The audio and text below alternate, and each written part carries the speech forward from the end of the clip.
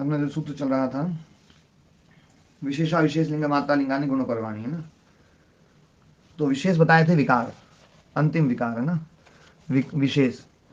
अविशेष बताए थे विकार का जो हेतु है वो है अविशेष।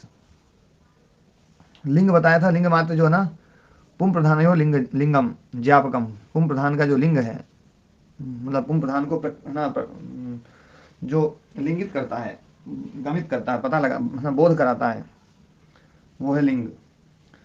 और अलिंग है अव्यक्त प्रकृति, अव्यक्त। तो इसमें विशेष में 16 तत्व, आकाश वायु अग्नि उदक भूमि, ये पंच महाभूत, शब्द स्पर्श रूप रस गंध तन्मात्राणाम विशेषण अविशेषाणाम विशेषा, उन अविशेषों के विशेष हैं, मतलब उन विकार हेतुओं के विकार हैं। और श्रोत्र त्वक चक्षु जिह्वा घ्राणानि बुद्धिन्द्रियाणि, ये श्रोत्र त्वक चक्षु जिह्वा घ्राण ये बुद्धिन्द्रिय, और वाक पाणी पाद पायुपस्थानी कर्मेन्द्रियाणि, एकादशम मनः सर्वार्थम, सर्वार्थम मतलब उभयार्थम, दोनों इंद्रियों के लिए। इति एतानि अस्मिता लक्षण से अविशेष से विशेषा, ये जो है अस्मिता लक्षण जो अविशेष है उसके विशेष हैं। अस्मिता की 11 हैं और पंच तन्मात्राओं के पंच महाभूत हैं।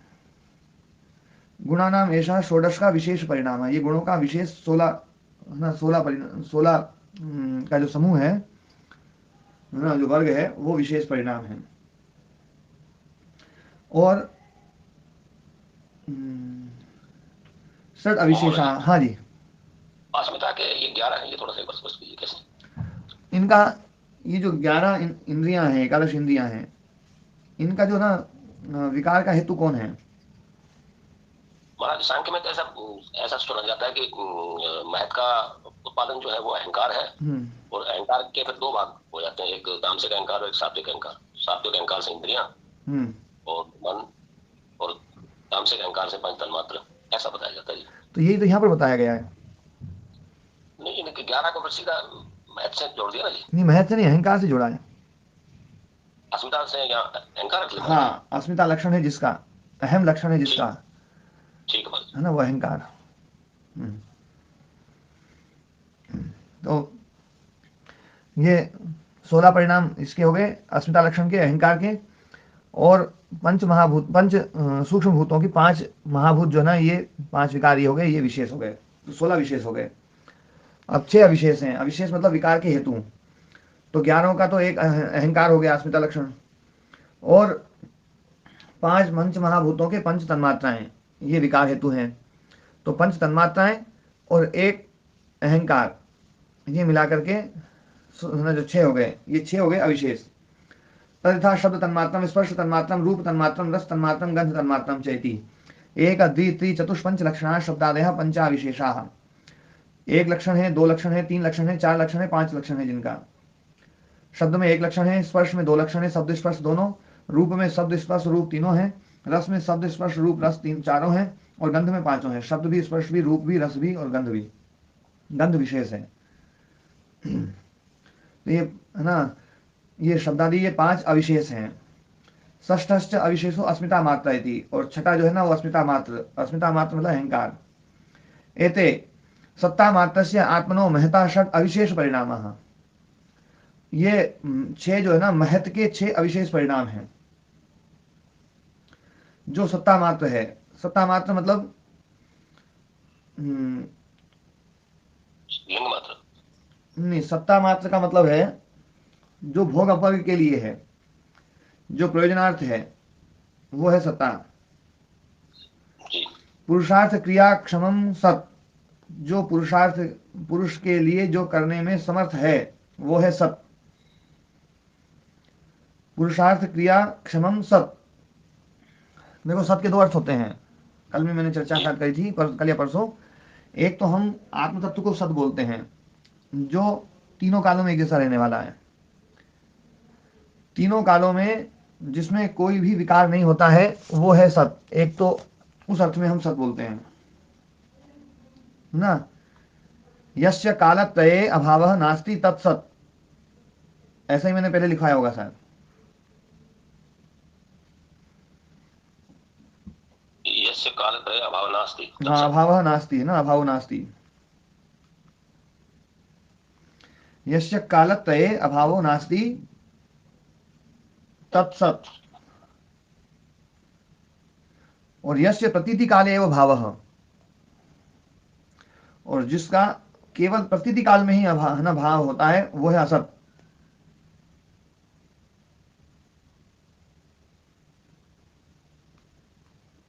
यस्य प्रतीति काले एव भावः तत् असत्, तत् असत।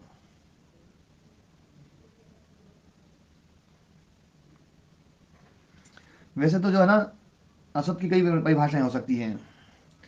जन्म प्रध्वंसाभ्याम प्राग ऊर्ध्वम अनुपलब्धत्वम च, है ना, ऐसा जन्म प्रध्वंसाभ्याम प्राग ऊर्ध्वम च अनुपलब्धम,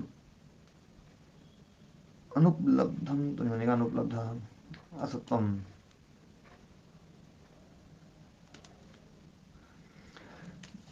इसको लिखो जन्म, है ना, प्रध्वंसाभ्याम,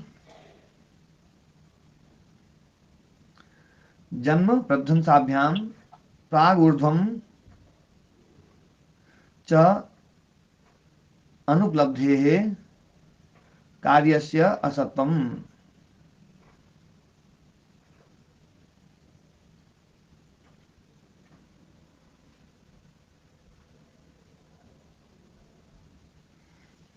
जन्म प्रध्वंसाभ्याम प्राग ऊर्ध्वम च अनुपलब्धेः कार्यस्य असत्वम्, जी, है ना।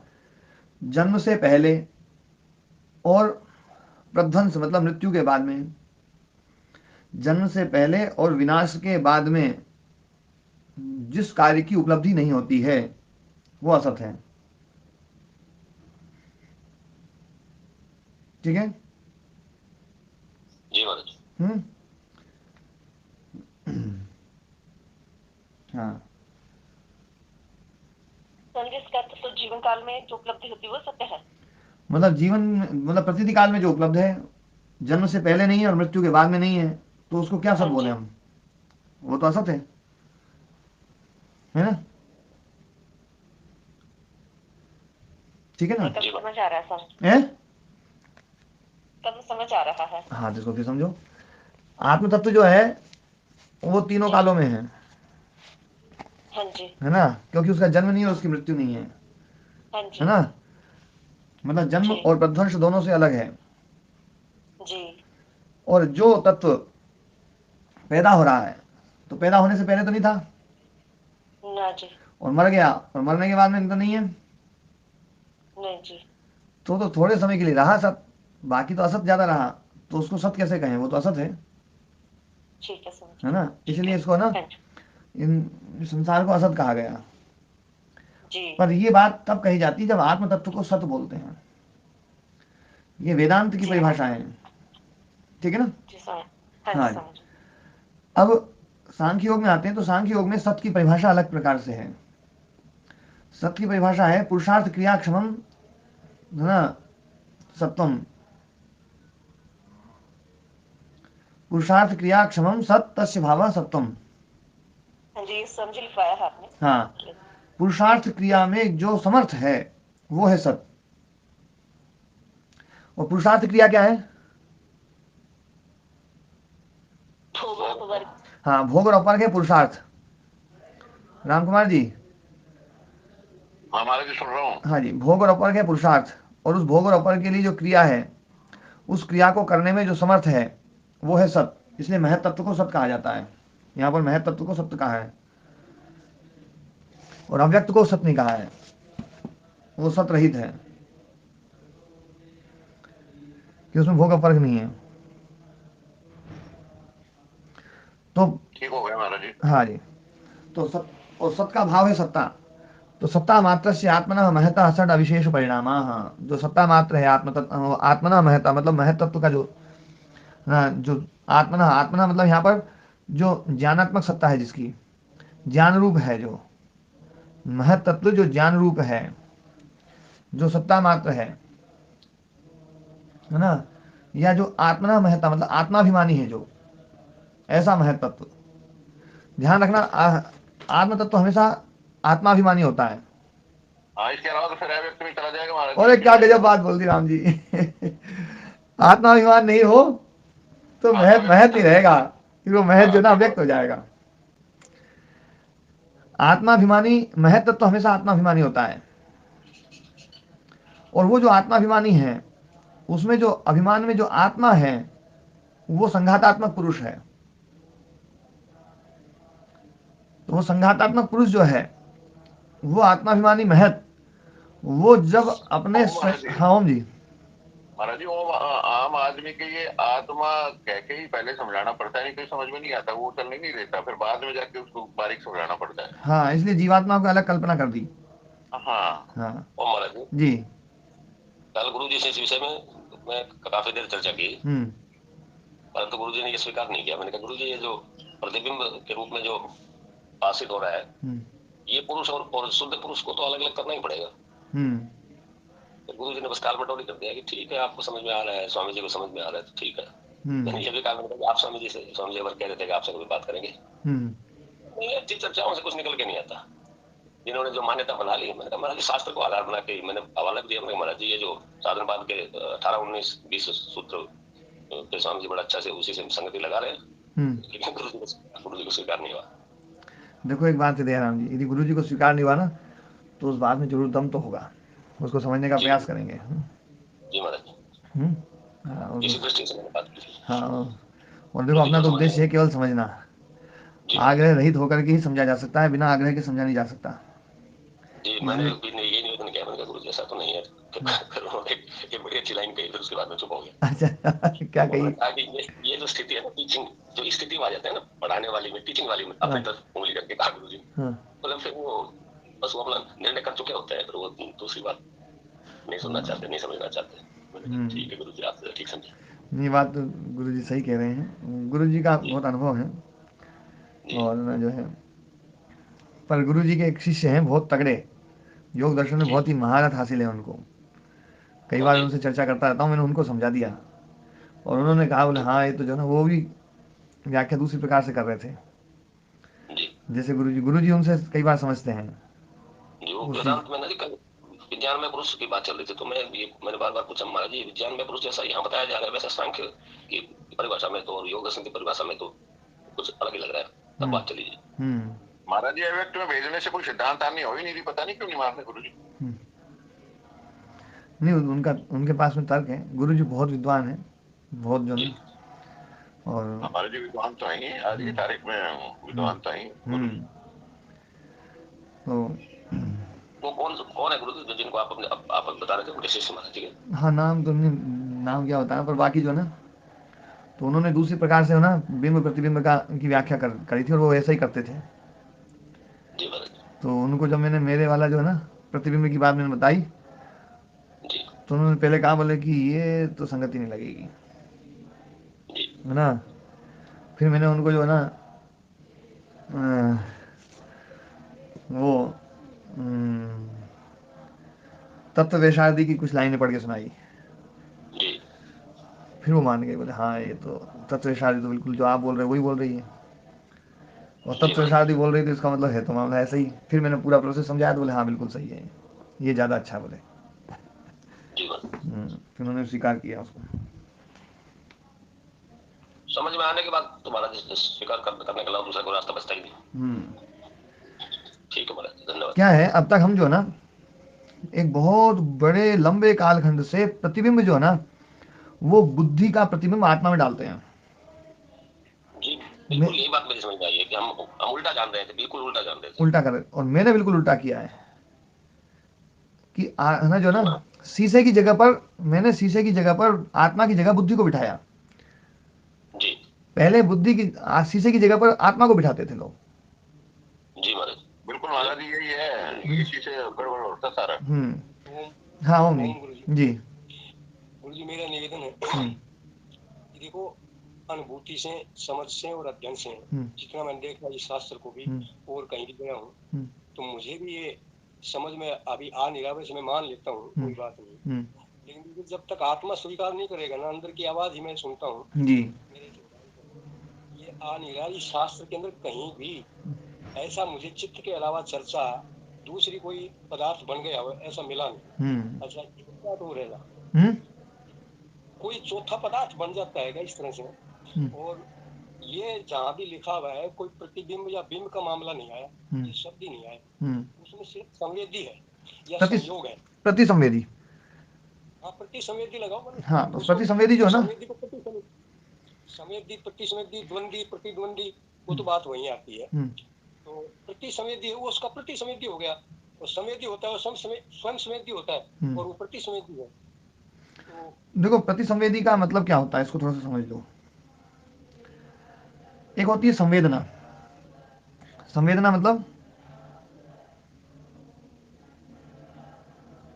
का मतलब सेंटिमेंटल है, उसके वो भावों को ग्रहण करता है, भाव में संवेदना मतलब बोध, संवेद ना, संवेद तो संवेद मतलब बोध।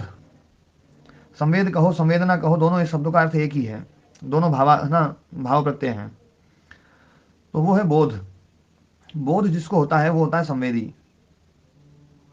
बोध जिसको होता है वो होता है संवेदी। और प्रतिसंवेदी जो है जिसमें बोध नहीं है, बोध जिसमें नहीं है लेकिन फिर भी उसको हम संवेदी बोलते हैं, तो वो है संवेदी की बजाय प्रतिसंवेदी। जिसमें बोध नहीं है लेकिन बोध हम उसमें डालते हैं, तो वो जो बोध जिसमें डालते हैं वो है प्रतिसंवेदी। तो बुद्धि संवेदी है, बुद्धि का प्रतिसंवेदी पुरुष है। अब ये बुद्धि का प्रतिसंवेदी पुरुष होता कैसे है, तो वो इस बात को मैंने समझाया था कि आत्मा जो है, आत्म तत्व जो है वो तो एक रस रहने वाला है, वो उसमें प्रतिसंवेदन भी संभव नहीं है और उसमें संवेदन भी संभव नहीं है। वो तो किसी भी क्रिया का कर्ता नहीं बन सकता है, किसी भी क्रिया का कर्म नहीं बन सकता है। किसी भी क्रिया का कर्ता नहीं और किसी भी क्रिया का कर्म नहीं। आत्म तत्व तो बिल्कुल ऐसा है, लेकिन फिर भी हम उसको प्रतिसंवेदी बोलते हैं। तो कैसे बोलते हैं, तो वो जो है वो प्रतिसंवेदी है, रिफ्लेक्टेड है ना। वो है जो पुरुष जो है वो महत तत्व में जो रिफ्लेक्ट हो रहा है, और रिफ्लेक्ट के कारण से वो प्रतिसंवेदी हो रहा है। रिफ्लेक्ट के कारण से, रिफ्लेक्शन के कारण से वो प्रतिसंवेदी हो रहा है, शीशे के रूप वाला हो रहा है। हाँ जी ओम जी।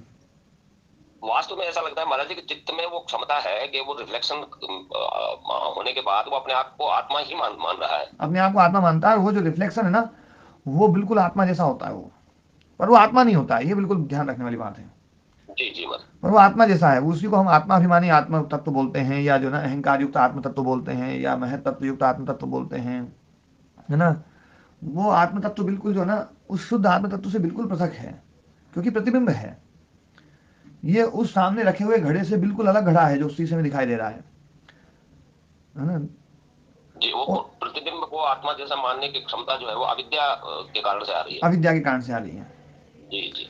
और वो जो रिफ्लेक्शन है, उस रिफ्लेक्शन से फायदा क्या है ये भी समझने की बात है कि उस रिफ्लेक्शन के कारण से, उस प्रतिसंवेदना के कारण से चित्त जो है वो चित्त चेतन जैसा हो जाता है, अपने आप को चेतन मानता है। और जो चेतन मानता है, जैसे ही उसमें चेतनता का रिफ्लेक्शन जो है वो आता है, तो उसका सबसे पहला परिणाम जो आता है वो आता है अहंकार, मैं हूं, है ना। और उस अहंकार के कारण से वो जो और परिणाम होते हैं वो अब महत के परिणाम नहीं है, वो अहंकार के परिणाम होंगे आगे। वो अहंकार ही इंद्रियों में परिणत होगा, वो अहंकार ही जो है तन्मात्राओं में परिणत होगा, और वो तन्मात्राएं ही पंच महाभूतों में परिणाम को प्राप्त होंगी। पर चूंकि ये प्रोसेस अनादि है इसलिए हमें अनादि मानना है, लेकिन जब ये विलय लय होगी ना इनकी, तो ये लय इसी प्रोसेस से द्वारा होगी। जी, सृष्टि का जो प्रोसेस समझाया जा रहा है वो केवल लय के प्रोसेस को बताने के लिए। हाँ, लय के प्रोसेस को बताने के लिए, नहीं तो बाकी तो ये सब अनादि है। अनादि है तो अनादि में तो कोई चीज किसी से निकलेगी नहीं, है ना। लेकिन निकलेगी नहीं, लेकिन फिर भी जो ना इसकी प्रोसेस को समझाया जा रहा है कि भैया ये होता कैसे है ये। क्योंकि जो चीज अब हिमालय से गंगा अनादिकाल से निकल रही है, तो निकल ही रही हो, तो निकल रही है। तो अपन अब जब बोलते हैं हिमालय से गंगा निकली, तो हिमालय से गंगा निकली, तो हिमालय से गंगा निकली है तो कब निकली?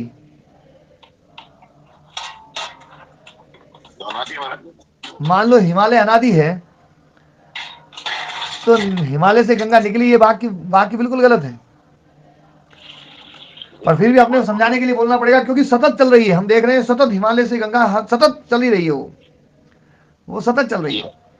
ऐसे ही इस आत्म तत्व की का जो रिफ्लेक्शन है वो सतत चल रहा है, और उस आत्म तत्व के रिफ्लेक्शन के सातत्य से अहंकार में सातत्यता है। सातत्यता मतलब निरंतरता, और अहंकार में जो निरंतरता है उसके कारण से ही इंद्रियों में निरंतरता है, और उसके कारण से अहंकार के सातत्यता के कारण से ही पंच तन्मात्राओं की सातत्यता है, और पंच तन्मात्राओं की सातत्यता के कारण से पंच महाभूतों की सातत्यता है। इसमें से एक भी खत्म कर दो, सब खत्म हो जाएगा, आगे वाली लड़ी सब समाप्त, है ना।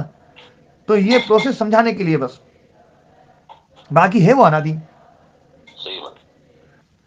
तो वो मतलब रिफ्लेक्शन वाला जो मामला है, प्रतिसंवेदना किस ढंग से होती है, उसकी जो प्रोसेस है वो हमें समझनी पड़ेगी। बस इतनी बात है। जैसे लाल फूलों में मणि रखी हुई है, तो मणि जो है ना वो बिल्कुल लाल है, और उस लाल मणि के कारण से उसका मोल भाव होता है। जैसे एक मणि है, उस मणि में जो ना, अब लोगों को लाल मणि चाहिए, तो लाल मणि वो स्वयं से लाल होती है, वो किसी और के कारण से लाल नहीं होती है ना। अब वो लाल मणि जो ना, वो लाल मणि तो है नहीं किसी के पास में, उसने एक तरीका अपनाया, उसने लाल कपड़ा लिया, लाल कपड़े में जो ना उसने मणि रख दी, और वो लाल कपड़े के कारण से वो मणि बिल्कुल लाल दिखा दे रही है, जबकि उसमें कोई रंग नहीं था पहले, अब वो लाल दिखाई दे रही है। और उसने उसको बढ़िया शीशे में पैक करके, और उसमें लाल कपड़े में उसमें बढ़िया तरीके से बांध करके, कि वो कहीं भी कोई इधर उधर भी करेगा तो उसको मणि लाल ही दिखाई देगी। और उसने मार्केट में बोलने लगाई, उसको देखने वाले लोग आए, अरे गजब की लाल मणि है, तो बहुत ही गजब की है, और अद्भुत लाल मणि है, उसका भाव लग रहा है, ये इतने की, वो इतने की, वो इतने की, वो इतने की। और वो लाल मणि जो है, वो जब तक उसका लाल कपड़ा है तब तक तो लाल लाल रहेगी, जब तक उसकी बोली लगती रहेगी तो उसका मोल भाव होता रहेगा, और सब कुछ होता रहेगा। और जरा सा उसको लाल कपड़े से अलग हटाओ, वो बोली लगाने वाले कहेंगे यार ये तो जो है ना, ये तो लाल मणि नहीं है, तो ये तो साधारण मणि है ना। बस ये महाराज जी जो प्रतिसंवेदी शब्द है ना, इसी के मर्म में ये सब कुछ छुपा हुआ है। हाँ, है ना। इसकी जो मतलब देखो, हाँ देवदत्त जी,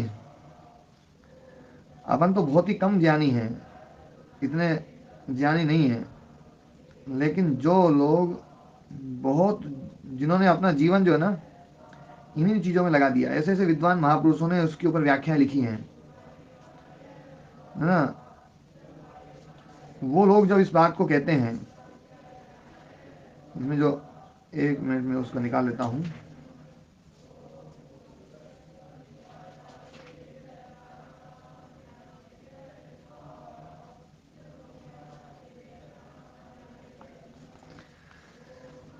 एक वाक्य जो है ना तत्व वैशारदी वालों ने लिखा है ना।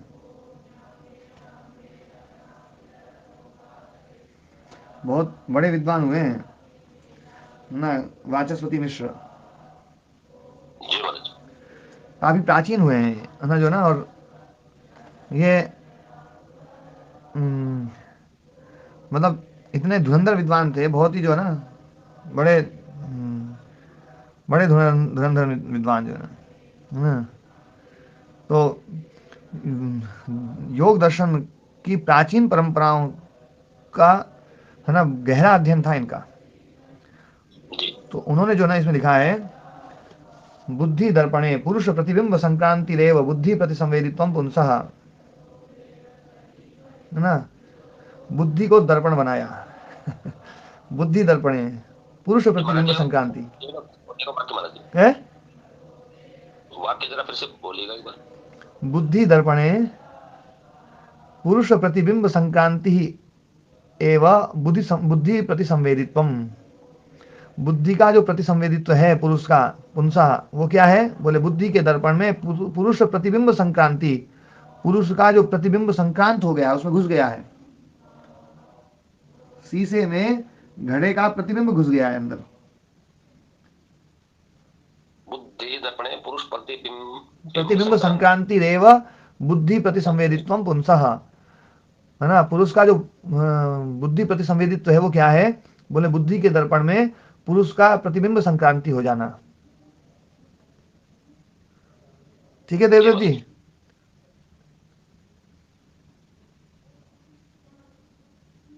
ओम गुरु जी। हाँ जी, ये तो मैं समझ रहा हूँ गुरु जी। और हाँ। आपने जब मैं आपके दूसरे सेक्शन में शुरू हुआ था पढ़ना, तब आपने शुरू में कहा था, तब भी मैं समझ रहा था इस बात को। लेकिन बात मैं जैसे इसका आप अध्ययन कर रहा हूँ पहले भाग का, तो उसमें चर्चा यही आती है, सारे को विहंगम दृष्टि से भी देखा, तब ये आप वाला जो है ना, मेरे को किसी शास्त्र में देखने को मिला नहीं पढ़ने को, तब ये शंका पैदा होती है खाली। नहीं, आपने कहा ना कि बिंब प्रतिबिंब शब्द योग दर्शन में नहीं है, तो मैंने ये बताया कि बिंब प्रतिबिंब शब्द हैं। एक बहुत अच्छे विद्वान हुए हैं, उन्होंने भास्वती टीका लिखी है योग दर्शन के ऊपर, मैं उनकी कुछ लाइनें सुनाता हूँ, है ना। ऋषि विशेष नहीं स्वरूप द्योतक ही लयोदय शीलैर धर्म ही अपामृष्टा अधिक शक्ति ही ज्य मात्रो अन्य बोधि निरपेक्ष स्वबोध मात्र एवं दृष्टा पुरुष सच बुद्धे आत्मबुद्धे अस्मिति मात्र ज्ञान से प्रतिसंवेदन हेतु यथा दर्पण प्रतिबिंब हेतु तथा अस्मिति बोधस्य भाम अहम जानामि इति आत्मको या उत्तर क्षणे दृशि बोधः तस्य हेतुभूतः पूर्णः स्वबोधः एव प्रतिसंवेदी शब्देन लक्ष्यते। द्रष्टुः प्रत्यानुपश्यत्वेन साक्षित्वेन बुद्धिर्लब्ध सत्ता का कस्मात् द्रष्टा बुद्धे विरूपोपि नात्यंतम विरूपो बुद्धिवत प्रतीयमानत्वात् किंचित सारूप्यम अपरिणामित्वात् वैरूप्यम इति आह। यहाँ पर जो ना फिर आगे विषय अगला आ गया है। तो यहाँ पर जो ना बिंब प्रतिबिंब की बात तो खूब कही गई है। तो दर्शन में तो बिंब और प्रतिबिंब से समझाते हैं ये। महाराज ये 20वें सूत्र पर टीका सारी। हाँ, ये सारी 20वें सूत्र पर टीका है जी महाराज। ठीक है गुरुजी। और कोई शंका होगी तो पूछ लेंगे, बाकी ये तो खैर समझ में आ रहा है कि ये आखिर अव्यक्त है, इसमें कोई वो नहीं है, इसकी सत्ता कुछ नहीं, अव्यक्त तो बाद में बनता है, बाद में ही बनता है वो ना। हाँ, पर बाकी जो चित्त है ना, ये सारा खेल चित्त का है, आत्मा का नहीं है। मैं ये स्थापित कर रहा हूँ, बाकी मैं और कुछ नहीं कह रहा हूँ, मुझे और कुछ नहीं कहना। बस मुझे ये कहना है कि आत्म तत्व जो ना वो अपरिणामी है, आत्म तत्व निष्क्रिय है, आत्म तत्व क्षेत्रज्ञ है, आत्म तत्व जो ना केवल दृष्टा मात्र है। आत्म तत्व दृष्टा मतलब ज्ञान मात्र है, केवल ज्ञान मात्र। वहां ना कोई क्रिया है, किसी क्रिया का वो करता नहीं है, किसी क्रिया का वो कर्म नहीं है, वो बिल्कुल बस केवल है मात्र है। बस इतनी बात स्थापित करनी है मुझे, बाकी और कुछ नहीं करना है। और इससे अलावा यदि कोई बात स्थापित करोगे, जैसे ही आप लोग प्रतिबिंब और बिंब को हटाओगे, तो आपको क्रिया आत्मा में माननी पड़ेगी, सारा कुछ खेल आत्मा का करना पड़ेगा। और फिर वो तो सीधा जाता है। हाँ हाँ जी। कल गुरु जी से जो चर्चा हुई वो इसी विषय पर चली थी कि ज्ञान में पुरुष को महाराज जी उस उपनिषद के अनुसार महाराज जी उसको कर्ता भोक्ता बता रहे थे। वो कर्ता भोक्ता वहां लिखा भी है कि वो विज्ञान में पुरुष ही कर्ता भोक्ता है। बृहदारण्यक उपनिषद से चल रही थी जी, वो कार्य और अजातत्व वाला मामला चल रहा था जी। तो उसमें जो कर्ता भोक्ता था, मैंने गुरु जी से ये निवेदन किया, मैंने कहा गुरु जी कर्ता भोक्ता शुद्ध आत्मा तो नहीं हो सकती। इस पर गुरु जी ने कुछ देर बाद मेरे को समझ में नहीं आया कि गुरु जी क्या कहना चाह रहे हैं। फिर मैंने कहा गुरु जी फिर कभी चर्चा करेंगे। हाँ, कर्ता भोक्ता जो ना शुद्ध आत्म तत्व तो नहीं हो सकता है जी, है ना। जो शुद्ध आत्म तत्व है वो तो अदृष्ट है, अव्यवहार्य है, अग्राह्य है, लक्षण है, अचिंत्य है, अव्यपदेश्य है, एकात्म प्रत्ययसार है, प्रपंचोक्षम शांतम शिवम अद्वैतम, है ना। हाँ, उनांता प्रज्ञम न बहिष्प्रज्ञम न उभयता प्रज्ञम न प्रज्ञान घनम न प्रज्ञम न आज्यम, सब कुछ जो कुछ है ना। और सारे सिद्धांत भंग हो जाते हैं महाराज जी, ऐसा मानते हैं, क्योंकि वहाँ आत्मा को एक तरफ तो कर्ता भोक्ता बताया जा रहा है और दूसरी तरफ आत्मा को बिल्कुल मतलब कर्ता भोक्ता से भिन्न बताया जा रहा है। हाँ। ज्ञान में भी महाराज एक तो उत्पन्न होने वाला ज्ञान है और आत्मा में उत्पन्न होने वाला ज्ञान तो है ही नहीं, क्योंकि विशेष सूत्र में ही बिल्कुल स्पष्ट कहा है कि दृष्टा दृश्य मात्रा। जी महाराज जी। तो इसलिए जो है ना मतलब जो आत्म तत्व जो है ना, जो तेजस है, जिसको तेजस कहा गया है ना, तो वो जो तेजस है ना वो मतलब जो है ना उसके अंदर कर्ता भूता है। स्वप्न स्थानो अंतः प्रज्ञा सप्तांगा एकोनविंशति मुखा प्रव्यक्त भूख है ना, तेजसो द्वितीय पाद। और जो प्रोसेस तो देखो सब जगह एक बात है, बस ये है कि एक ही शब्द का प्रयोग कई बार जो ना वो उस रूप में करते हैं और एक ही शब्द का प्रयोग को कई बार उस रूप में करते हैं। पहले ये था जैसे हम गंगा शब्द का प्रयोग है ना धारा के लिए भी करते हैं और गंगा शब्द का प्रयोग किनारे के लिए भी करते हैं और बिल्कुल समझ जाते हैं, कभी कोई शंका नहीं होती है, कोई संशय नहीं होता है। जी महाराज। नहीं होता ना? जी नहीं होता। बस पहले ऐसे ही आत्मा शब्द का प्रयोग उस शुद्ध आत्म तत्व के लिए भी करते थे और जो है ना लाक्षणिक है ना जो ना लक्षणावृत्ति के द्वारा प्रयुक्त हुआ आत्म शब्द है उसका भी प्रयोग किया जाता था। वहाँ गुरु जी ऐसा लगता है कि मैं गुरु परंपरा थी तो वो सारी बातें उनकी बुद्धि में एक प्रकार से निश्चित रहती थी। हाँ बिल्कुल स्पष्ट थी जी। अब हमें जब ये बात आती है कि जैसे हम आत्मा शब्द बोल सुनते हैं तो शुद्ध आत्मा को लेकर के आ जाते हैं और शुद्ध आत्मा को लेकर के आते हैं और वहीं पर हम कर्ता भोक्ता देखते हैं। कर्ता भोक्ता देखते ही हम जो ना थोड़े से हम वो हो जाते हैं कि यार वहाँ पर तो निष्क्रिय कहा है, वहाँ ऐसा कहा है, उसको कोई कर्ता नहीं है और यहाँ कर्ता कह दिया है, भोक्ता कह दिया है, तो फिर हम विचलित हो जाते हैं और सिद्धांत जो है ना फिर है ना जो है ना दोनों ही मानने लग जाते हैं। जी महाराज। बाकी देखो गुरुजी महाराज की बात को बोलते हैं ना इस विषय में, क्योंकि क्या है वेदांत का बहुत गहरा अध्ययन कर रहे हैं गुरुजी और हमें जो है ना बहुत ही, और जो वेदांत को पढ़ाने वाले हैं गुरुजी को जी वो ऐसे विद्वान हैं बस कहने ही क्या, अद्भुत विद्वान है। हाँ अद्भुत विद्वान है मतलब, तो है ना इसलिए गुरुजी की बात को एकदम से मैं नहीं काटूंगा, लेकिन देखो क्या है जो सत्य है ना, मैं जो बात मैं बताता हूँ ना ये बात तुम देखो मैं बताऊंगा, क्योंकि मैं आत्मा को जब भी आत्मा शब्द का प्रयोग करूंगा तो बिल्कुल क्लियर करूंगा, क्योंकि मैं बिल्कुल संदेह में रहने वाला आदमी नहीं हूँ। आत्मा यदि निष्क्रिय है तो वो निष्क्रिय है, वो हमेशा निष्क्रिय ही रहेगी। और यदि आत्मा सक्रिय होती है तो क्या किस रूप में होती है वो मैं बताऊंगा कि भैया आत्मा सक्रिय ऐसे हो गई है। तो आत्मा सक्रिय हो गई है कि बुद्धि के सारे धर्म हमने आत्मा में अध्यारोपित कर रखे हैं। और वो अध्यारोपण किस प्रकार से होता है? वो अध्यारोपण इस प्रकार से होता है कि बुद्धि में आत्मा का जो रिफ्लेक्शन है उस रिफ्लेक्शन को हमने आत्मा मान रखा है। और वही अविद्या है कि अनात्मा को हमने आत्मा मान रखा है और उस आत्मा में हम अध्यारोपण कर रहे हैं,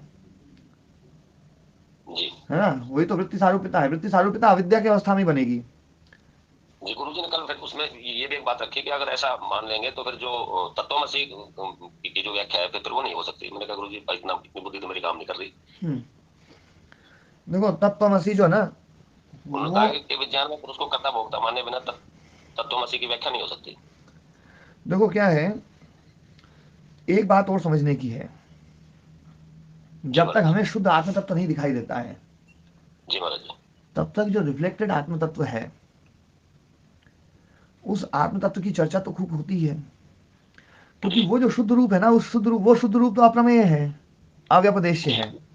अप्रमेय और अव्यपदेश्य का मतलब समझना है सब लोग, जो क्योंकि आप तो समझते हैं, दूसरे लोग जो ना अप्रमेय मतलब जिसको प्रमाणों से नहीं जाना जा सकता, प्रमाणों से नहीं बोला जा सकता है, और अव्यपदेश्य है ना जिसको कहा नहीं जा सकता, जिसको समझाया नहीं जा सकता है, तो वो तो अप्रमेय है, वो तो अव्यपदेश्य है, उसके बारे में क्या बोलोगे? तो जो रिफ्लेक्शन वाला है, हाँ तो जो रिफ्लेक्टेड है, तो रिफ्लेक्टेड वाला जो है ना उस आत्म तत्व के बारे में कुछ चर्चाएं होती है कि देखो इसमें जो रिफ्लेक्शन है उसमें उसके कारण से देखो तुम्हारे अंदर ये चीज आई है, देखो ये आया है। मतलब लाल कलर का जो फूल है उस फूल के बारे में तो क्या कहें, पर मणि में जो लाल है ना वो लाल देख करके हमें बता सकते हैं, देखो लाल, देखो ये लाल है, ये लाल देखो, ये लाल और ये लाल है ना, और वो लाल जो है ना बोले तू ये मणि नहीं है, तू तो इसमें जो लाल है ना वो लाल है तू। जी महाराज जी एक निवेदन था छोटा सा। हाँ एक तत्वमसी की व्याख्या पर एक मणि द्रविड़ गुरु जी का एक घंटे का वीडियो है, बहुत मेरे को एक बहुत मतलब अच्छा लगा मुझे। अगर आप आज्ञा नहीं तो मैं आपके पास भेज दीजिए। अरे जरूर भेजिएगा, जरूर भेजिएगा जी महाराज, है ना। और मणि द्रविड़ गुरु जी की जो ना रोजाना की सबके पास ही भेज दो ये। वो संस्कृत में होगी वो। जी हाँ संस्कृत में, लेकिन बहुत सरल, बहुत ही मतलब बढ़िया तरीके से बताया एकदम स्पष्ट, थोड़ा सा भी संस्कृत जानने वाले को समझ में आता है। हाँ भेजो एक बार, फिर मैं उसको ग्रुप पे में डाल दूंगा। जी आपका व्हाट्सएप नंबर नहीं है मेरे पास। वो नंबर तो यही है 9926560209। मैं राम कुमार जी से बात कर लूंगा जी। नहीं लिख लीजिए भले आप। जी महाराज जी 9926 560 560 209। ठीक है महाराज जी जयराम जी अभी भेजो। हाँ, इस कक्षा के बाद भेज देता हूँ। तो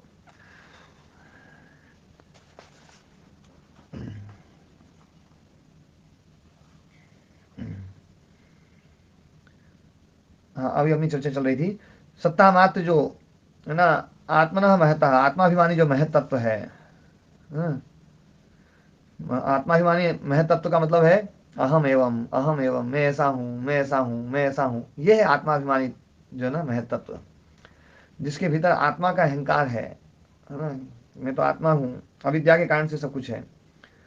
तो वो उस आत्माभिमानी महत तत्व के जो 6 अविशेष परिणाम हैं, और यह तत्परम अविशेषेभ्य, और जो अविशेषों से भी जो परम है ना, लिंग मात्रम महत तत्वम, तस्मिन एते, उसमें ये एते, ये सारे अविशेष उस महत तत्व में, सत्ता मात्र, जो सत्ता मात्र है, उस महती आत्मनि, महत आत्माभिमानी जो महत तत्व, उसमें अवस्थाएं स्थापित होकर के विवृद्धि काष्ठा अनुभवंती, अपने विवृद्धि काष्ठा को, अपनी बढ़ने की अंतिम सीमा तक जाते हैं। मतलब वो बढ़ते जाते हैं, बढ़ते जाते हैं, बढ़ते जाते हैं। और जब वो वापस प्रलीयमान होते हैं, उधर बढ़ रहे हैं तो बढ़ते जाएंगे, जब घटेंगे तो प्रतिसंसिज्यमानाश्च, मतलब जब प्रलीयमान होते हैं तो तस्मिन एव सत्ता मात्रे, उसी सत्ता मात्र महत तत्व में, है ना, जो आत्माभिमानी महत तत्व है, उसमें अवस्था स्थापित होकर के, यह निसत्ता सत्तम, जो निसत्ता सत्य है, जिसकी सत्ता भी नहीं है और सत्ता है भी नहीं, मतलब सत्ता रहित और असत्ता रहित। सत्ता रहित का मतलब है जिसमें भोग अपर्ग नहीं है, असत्ता रहित मतलब जिसका अभाव नहीं है। क्या गजब की शब्दावली दी है। जी महाराज, सारा मर्म यही छिपा हुआ है। हाँ, नहीं सत्ता सत्ता, ना बड़े मुश्किल से समझ में आते थे ये शब्द, इसलिए खूब व्याख्या करी थी मैंने पीछे ना। तो हाँ, सत्ता भी नहीं और असत्ता भी नहीं। सत्ता इसलिए नहीं कि भोग अपर्ग नहीं है, असत्ता इसलिए नहीं है क्योंकि है ना, वो मतलब अभाव पदार्थ नहीं है, भाव पदार्थ है। निसद असत, सत भी नहीं है, असत भी नहीं है। निरसत, वो बिल्कुल एकदम ऐसा नहीं है जैसे खपुष्प हो, केवल शब्द शब्द हो, है तो सही, वो कुछ तो है, पर वो अव्यक्त है, व्यक्त नहीं हो सकता। वो अलिंग है, लिंगित नहीं कर सकता किसी को, उसको भी प्रधान कहा जाता है।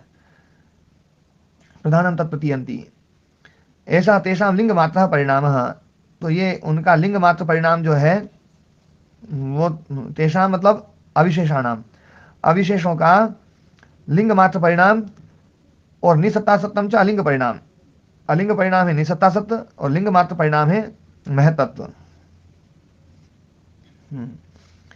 अलिंग अवस्थायाम ना पुरुषार्थ हेतु, अलिंग अवस्था में पुरुषार्थ हेतु नहीं है, कोई पुरुषार्थ हेतु नहीं है, तो इसलिए जो ना वहां पर कोई क्रिया नहीं है, अव्यक्त में कोई क्रिया नहीं है, क्योंकि पुरुषार्थ हेतु नहीं है। ध्यान देने वाली बात है। जो लिंग मात्रा का परिणाम, ये परिणाम कैसा परिणाम बता रहे हैं, थोड़ा समझ नहीं आ रहा। अविशेष, जब अविशेष जो है ना, अविशेष जब वापस लौटेंगे तो किसमें लौटेंगे? ये मतलब लय का प्रोसेस बता रहे हैं। लय का प्रोसेस तो है ना। तेषाम केशाम, तेषाम मतलब कौन, किनके? अविशेषाणाम, अविशेषों का लिंग मात्र परिणाम, मतलब जो ना महत परिणाम हो गया। अविशेष महत में चले गए, और महत जो है वो निसत्ता सत्तम हो गया, तो अलिंग परिणाम हो गया। जी। अब अलिंग अवस्थायाम ना पुरुषार्थ हेतु, पुरुषार्थ जो ना अलिंग अवस्था में हेतु नहीं है। तो अलिंग अवस्था जो है वो बिना प्रयोजन की है। जहां पर पुरुषार्थता है वहीं पर क्रिया है, और जहां पुरुषार्थता है वहां क्रिया है, वहीं सत्ता है।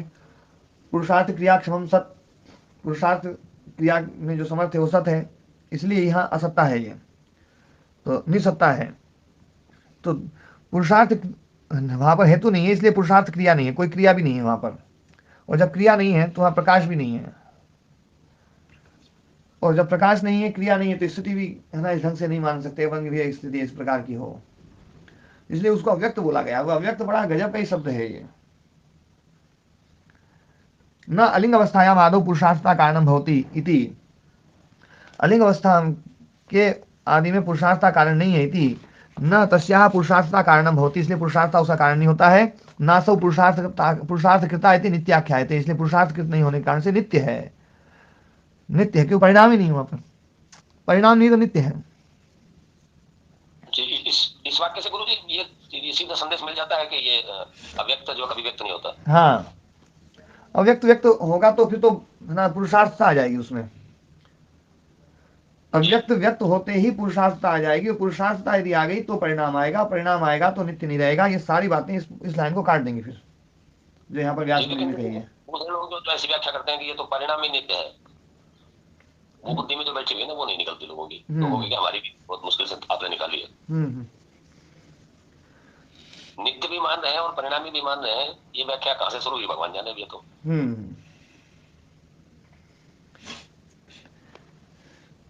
बाकी देखो, ये दर्शनों का जो विषय है ना, इसमें खूब लड़ा जा सकता है। जी महाराज जी, बहुत लड़ा जा सकता है, और अच्छे अच्छे आग्रह भी रखे जा सकते हैं, बहुत अच्छे अच्छे आग्रह रखे जा सकते हैं। इसलिए मैं इस बात को बोलता हूं कि मैंने जो चीज समझाई है या वो बताई है, उसको समझ जरूर लो, पर उसका आग्रह मत रखना कभी भी। कोई भी समझाने वाला मिले उसे समझो, खूब बढ़िया तरीके से समझो, और फिर यूँ लगे कि यार उसकी बात में दम है तो मुझे भी समझाओ, और खुद भी समझ लो और खुद भी मान लो। महाराज, लेकिन जब कोई बात समझ में आती है और मान लीजिए अपनी बुद्धि ने ये निर्णय कर लिया कि हाँ ये बिल्कुल 100% ठीक ही है, तो फिर वो आग्रह तो बन ही जाता है महाराज जी, क्या किया जाए। ना उस समय वो आग्रह रखना ही चाहिए दयाराम जी, नहीं तो आगे नहीं बढ़ेंगे। पर उस आग्रह को तोड़ने की भी वो रखनी चाहिए क्षमता। किसी भी चीज को यदि हम समझने के लिए तैयार हैं, किसी भी चीज को हम समझने के लिए तैयार हैं यदि, तो कितना ही बड़ा आग्रह रखा हुआ हो, वो आग्रह टूट जाएगा। हाँ, उसको तोड़ने की क्षमता हमेशा रखनी चाहिए महाराज जी, ये बिल्कुल आप सही कह रहे हो। और यदि हम समझने के लिए तैयार नहीं है कि इनकी बात से आगे तो मैं समझने के लिए बिल्कुल तैयार नहीं हूँ, कतई तैयार नहीं हूँ, तो ऐसे आदमी का आग्रह नहीं टूट सकता है, और ऐसे आदमी को समझाना भी नहीं चाहिए। समझे हुए को क्या समझाना, बड़े घड़े में और कुछ डल नहीं सकता, पहले तो खाली होना पड़ेगा। हाँ सही। कल महाराज जी मेरी सारा दिन रमेश बाबा से बातें होती रही है, और मैंने आपका ये वो जो उपनिषद वाला था ना वो भी भेजा है, और आप जो क्लिप भी भेजी है, और इनको देखो और सुनो, पर अभी तक रिप्लाई नहीं आई है। आ जाएगी, पर मैं अभी लगा ही रहता हूँ टावर में भी महाराज जी। नहीं, वो इतने दिन लगातार सुनते रहते ना, तो वो ये तो मान लेते कि यार मामले में दम तो है बात में। असल में तो महाराज जी ये लोग कार्यक्रमों में लगे हुए हैं, अपनों में ये जिज्ञासा पता नहीं क्यों नहीं है, इन लोगों की जिज्ञासा है ही नहीं। नहीं तो वो जो है ना, सुनते तो बिल्कुल पक्का जो है ना, जैसे अरुण चौधरी जी ना, वो सुनते हैं ना, तो उनको लगता तो है कि यार क्लियर हो गया अरुण चौधरी जी का। हाँ, क्लियर पूरा तो बस केवल आग्रह जो है वो तो एक उनकी जो श्रद्धा या उनकी मजबूरी, क्योंकि जिस समुदाय में उनको काम करना है ना। महाराज जी हम भी वही समुदाय में काम कर रहे हैं, हमारे तो कोई दिक्कत नहीं आ रही। अभी आप कर नहीं रहे हो है ना प्रधान जी, अभी आप जो है ना दे रहे हो, ले नहीं रहे हो। जब आप लेने लग जाओगे ना, लेने की इच्छा भी नहीं है महाराज जी। हाँ, जिस दिन लेने लग जाओगे ना, नहीं लेने की इच्छा ही नहीं है महाराज जी, आप तो के लेवांगा वो घना ही ले लिया। हाँ, उस दिन बोलना बंद हो जाएगा आपका क्या। हाँ, ये बिल्कुल ठीक कह रहे महाराज जी। हाँ महाराज जी, निर्णय और आग्रह में आज आदरणीय राम कुमार जी ने और आपने बहुत अच्छी बात बता दी कि निर्णय और आग्रह में ये अंतर हो सकता है। नहीं, आग्रह के लिए तो देखो है ना, जो ना यहाँ पर कहा गया ना कि ग्रहण, धारण, ऊह, अपोह, तत्व ज्ञान और अभिनिवेश। तो अभिनिवेश के बिना तो बात बनेगी नहीं। हाँ बिल्कुल महाराज जी, अभिनिवेश वगैरह नहीं बनेगी बात, कैसी भी नहीं बनेगी। हाँ, तो वहां पर तो दृढ़ आग्रह रखना ही पड़ेगा हमें। लेकिन दृढ़ आग्रह होते हुए भी ज्ञान को लेकर के हमें हमेशा जो ना मतलब खुली रखनी चाहिए महाराज जी। हाँ, खुली, बिल्कुल झोली खुली रखनी चाहिए। हाँ, कि भैया ज्ञान तो लेंगे हम, और जो ज्ञान लेने के लिए तैयार है, सत्य को ग्रहण करना है और सत्य को छोड़ने में सर्वदा उद्यत जो है, पक्का आ रहे वो आदमी। जी हाँ, उसको गुरुदेव आप मोह भी तो बता देते हो, उसको मोह भी तो बता देते हो कि मोह है, ये मोह है। मोह का नाम दे दिया आपने। मोह तो बिल्कुल जो ना माता जी, आप में भी कूट कूट के भरा है मोह। मोह जो ना, मोह मुक्त हो जाओ। जिज्ञासा है गुरुदेव, मोह नहीं है। जिज्ञासा तो जरूरी है ना। हाँ, तो जिज्ञासा बोलिए गुरुदेव, मोह ही मत बोलिए। हाँ, मैं इसलिए आपका फोन नहीं उठाता हूँ। बोल दो आप, क्या लड़ाई करवाओ। क्योंकि जिनमें मोह होता है ना, बता दो आप लोग के जा रहे हो थोड़ी देर खाते। मेरा फोन इसलिए नहीं उठाते गुरुदेव आप, है ना? है क्योंकि मोह मेल कर दिया करो मोह जी, जी मेल कर दिया करो, मैं पहुंचा दूंगा महाराज जी का सारी बात। ठीक है, धन्यवाद भैया। नहीं वैसे माता जी आपके हर प्रश्न का उत्तर तो मैं दे ही देता हूँ कक्षा में। हाँ मैं समझ जाती हूँ गुरुदेव आपकी जी उत्तर को, मैं बहुत अच्छी। बाकी मेरे पास में क्या समय भी नहीं होता है और मेरे पास बहुत ज्यादा ना इधर, इसीलिए हाँ इसलिए जो है थोड़ा सा गुरुदेव को परेशान नहीं करना चाहती गुरुदेव, मैं जानती हूँ बात। बहुत बहुत धन्यवाद। जब भी वो फोन किया मैंने अटेंड किया है काफी देर। हाँ तब ये अब आपका समय तो हम ही नहीं लेते, हमें बड़ा डरते से 1 आध मिनट का लेते हैं कि महाराज जी के पास है ही नहीं। हाँ जी अपन आगे बढ़ते हैं थोड़ा सा। तो ये पुरुषार्थ कृत नहीं है। अब जो अलिंग है ना, अलिंग के होने में पुरुषार्थता प्रयोजन नहीं है, इसलिए ये नित्य है। और त्रयाणाम तो अवस्था विशेषणाम, और जो बाकी जो 3 हैं कौन से, विशेष अविशेष और लिंग, तो अवस्था विशेषणाम उन तीनों अवस्था विशेष जो है ना उनकी आदि में पुरुषार्थता कारणम भवति, उसमें पुरुषार्थता कारण है। सच अर्थो हेतु निमित्तम कारणम भवति थी अनित्याख्यायते, वह जो है ना अर्थ वाला है, हेतु वाला, निमित्त है, कारण है, इसलिए है ना जो है अनित्य है।